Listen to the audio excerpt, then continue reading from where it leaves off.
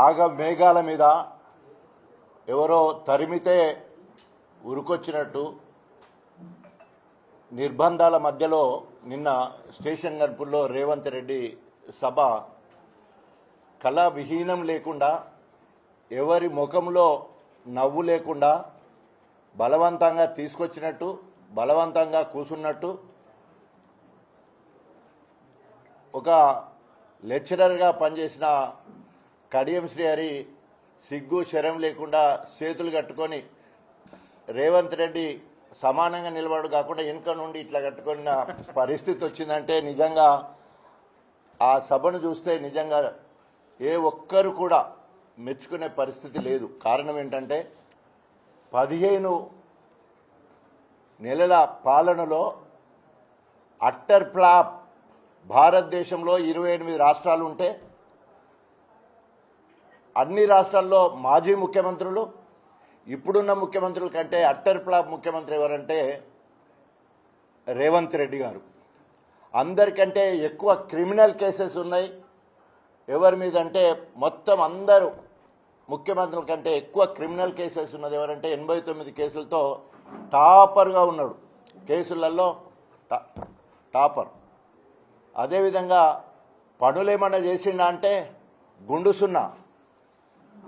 అప్పులను చూస్తే 15 నెలల కాలంలో 1,62,000 కోట్ల రూపాయల అప్పు తీసుకొచ్చి అవి మొత్తం కూడా ఢిల్లీకి రాహుల్ గాంధీకి కప్పం కట్టడానికి మాత్రమే వాడుతూ పాడిందే పాడినట్టు బీఆర్ఎస్ ప్రభుత్వం మీద తెచ్చిన అప్పుల మీద మొత్తము ఓ సెషన్ మొత్తం కూడా మొత్తం అప్పులు ఇప్పటి వరకు బీఆర్ఎస్ ప్రభుత్వం ఉన్నప్పుడు చేసినప్పుడు 4,17,496 కోట్ల రూపాయలని నిర్దిష్టంగా అప్పుడున్న ఆర్థిక శాఖ మంత్రులు హరీష్ రావు గారు క్లియర్గా అప్పుల వివరాలు పూర్తిగా చెప్పడం జరిగింది. తెలంగాణ రాష్ట్రానికి ఆస్తులను కూడబెట్టడం జరిగింది, వనరులను సమకూర్చడం జరిగింది. భారతదేశానికి ఆదర్శవంతమైన పథకాలు ఈరోజు మిషన్ భగీరథ భారతదేశంలో ఎక్కడ కూడా లేదు, మన దగ్గర మాత్రమే ఉన్నది. మిషన్ కాకతీయ ఎక్కడ లేదు, అది మన దగ్గర మాత్రమే అమలు చేయడం జరిగింది. అదేవిధంగా మనకు కాళేశ్వరం లాంటి ప్రాజెక్టు, పాలమూరు రంగారెడ్డి లాంటి ప్రాజెక్టు, అదేవిధంగా ఎస్ఆర్ఎస్పి పునర్జీవ పథకము, సీతారామ ప్రాజెక్టు, ఈ రకంగా ప్రాజెక్టులు మరి అనుదిన దేవాలయాలు అంటారు కదా, అట్లా ప్రతి రైతుకు ప్రతి ఎకరాకు నీళ్ళు ఇవ్వడానికి ప్రతి నియోజకవర్గానికి 1,00,000 ఎకరాల మాగానికి నీళ్ళు ఇవ్వాలనే ఆలోచనతో ఒక బృహత్తర పథకాన్ని ఏర్పాటు చేసుకుని కేసీఆర్ ముందుకు పోవడమే కాకుండా నాలాంటి నియోజకవర్గంలో ఈరోజు సిగ్గు శరం లేకుండా తిన్నింటి వాసాలు లెక్కబెట్టే కడియం శ్రీహరి 10 ఏళ్ళు సచ్చిన పాము లెక్కుండి తోకాడిస్తే క్రమంలో కేసీఆర్ గారి పుణ్యమా అని చెప్పేసి జీవి గంజి పోసి మళ్ళీ లేపితే ఎంపీ అయింది, ఇక్కడనే ఉప ముఖ్యమంత్రి అయ్యాడు, ఎడ్యుకేషన్ మినిస్టర్ అయ్యాడు, 2 సార్లు ఎమ్మెల్సీ అయ్యాడు, చివరికి ఎమ్మెల్యే మా పార్టీ నుండి గెలిచాడు. బిడ్డకు ఎంపీ ఇతనన్న కూడా వీటన్నిటినీ పక్కకు పెట్టి పైసలకు ఆశపడి బిడ్డ భవిష్యత్తును దృష్టిలో పెట్టుకొని 100 కోట్లకు అమ్ముడు పోయి ఈరోజు కాంగ్రెస్ పార్టీ ఏమంటారు కామెర్లు కమ్మినట్టు, కాంగ్రెస్ పార్టీ కామెర్లు కమ్మినట్టు మాట్లాడుతూ ఉన్నాడు. కనీసం ఇంకిత జ్ఞానం ఉండాలి కదా, లెక్చరర్ అని మేధావని చెప్పుకునే దానికి సిగ్గుండాలి. 15 సంవత్సరాలల్లో గణపురంలో ఏమీ అభివృద్ధి జరగలేదని మాట్లాడతాడు. కేసీఆర్ గారు 2018లో సర్వేలో కేసీఆర్ 98 మార్కులతో అభివృద్ధి సంక్షేమంలో నెంబర్ 1, సిరిసిల్ల నుంచి కేటీఆర్ 92 మార్కులతో 2వ స్థానం, 3వ స్థానము హరీష్ రావు గారు 88 మార్కులతో, 4వ స్థానము స్టేషన్ గన్పూర్ కేసీఆర్ గారు ఆశీస్సులతో డాక్టర్ రాజయ్య. ఇది నేను రాసిన ఇంగ్లీష్ పేపర్లో వచ్చింది. పెద్దగా మాకు అక్కడ కేసీఆర్ కూడా స్వయంగా తెలంగాణ భవన్లో మా సర్వే రిపోర్ట్లన్నీ మాకు ఇచ్చినప్పుడు తెల్లారి పేపర్లో వచ్చింది.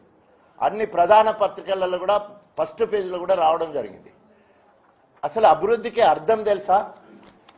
కడియం శ్రీహరికి అభివృద్ధి అంటే అర్థం తెలుసా? ఏమన్నా కళ్ళుండి కబోదు లెక్క, అందరూ మాట్లాడుతుంటే చెవిటోన్ లెక్క, నోరు ఉంది కదని ఏది పడితే అది పచ్చి అబద్ధాలు మాట్లాడడం అలవాటు అయిపోయింది. గోబెల్స్ ప్రచారం చేయడం అలవాటు అయిపోయింది. ఈరోజు సహచర మాజీ ఎమ్మెల్యేలు అదేవిధంగా బీఆర్ఎస్ శ్రేణుల సాక్షిగా గణపురం ఈరోజు నేషనల్ హైవే 67 కిలోమీటర్ల నేషనల్ హైవే, అన్ని మండలాలకు పక్క నియోజకవర్గ మండలాలకు డబుల్ రోడ్, మొత్తము రవాణా రంగంలో నెంబర్ 1 స్టేషన్ గన్పూర్. దాదాపు 1860 కోట్ల రూపాయలతో ఔటర్ రింగ్ రోడ్ మొత్తం గన్పూర్ నుంచి వెళ్ళి మా కళ్యాణ్ అవతల నుంచి వెళ్ళి వస్తే ఉనికిచెర్ల వరకు 2 టోల్ గేట్లు కూడా మా దాంట్లోకి వెళ్తాయి.